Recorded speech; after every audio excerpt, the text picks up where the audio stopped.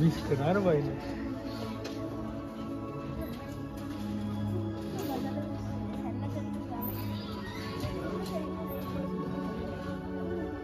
আমাৰ চৌপাশ অতি মনোৰম আৰু বিস্ময়কৰ ভিন্নতাৰ নিসৰ্গ দৃশ্যৰে পৰিপূৰ্ণ আমাৰ ঘৰুৱা গ্ৰহটোৰ পৰা মহাকাশৰ বিশাল গভীৰতালৈ এয়া আমি ভুমুকি মাৰিবলৈ লৈছো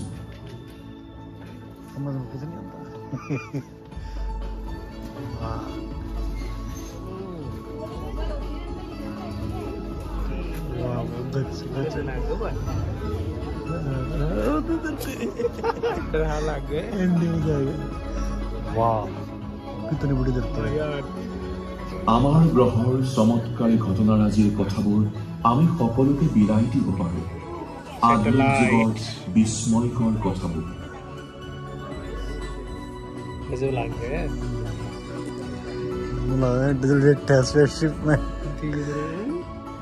মহাকাশত আমি বসবাস কৰা ঠাইখনেও একোটা হালধীয়া নক্ষত্ৰৰ গতিতেই গতি কৰি আছে প্ৰায় 20,000 কোটি নক্ষত্ৰৰ মাজৰ ইও এটা নক্ষত্ৰ মাথো गजब से ठीक है इसमें लिया हमें 3D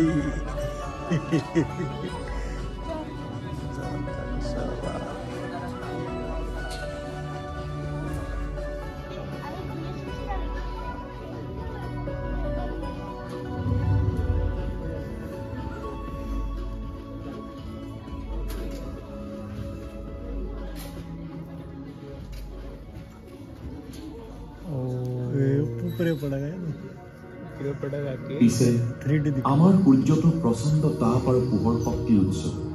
যিয়ে পৃথিৱীৰ জীৱকুলক প্ৰতিপালিত কৰি আহিছে এখন সাধাৰণ উৰাজাহাজেৰে উৰা মাৰিলে এই আলোড়িত গন্তব্যস্থান পাবলৈ সময় লাগিব 20 বছৰ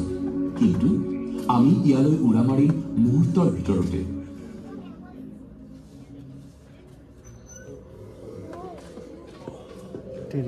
আমাৰ সূৰ্যটো কল্পনাতীতভাৱে বিশাল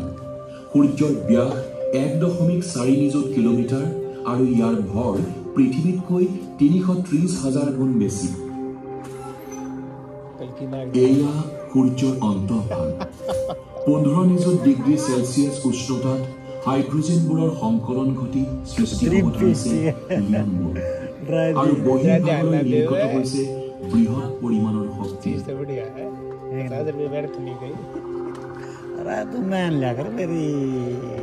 সূৰ্যৰ পৃষ্ঠভাগ প্ৰচণ্ড আধানযুক্ত গেছৰ এখন আলোড়িত সাগৰ পৃষ্ঠভাগ যেন বকবককৈ উতলি আছে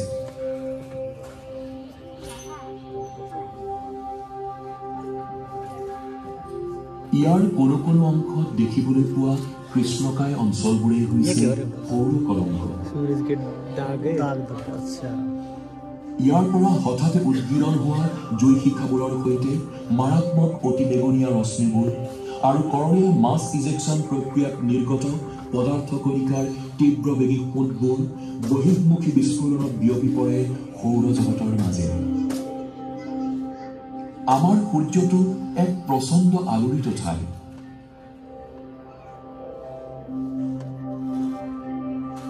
সূৰ্যৰ পৰা 150 নিযুত কিলোমিটাৰ নিলগত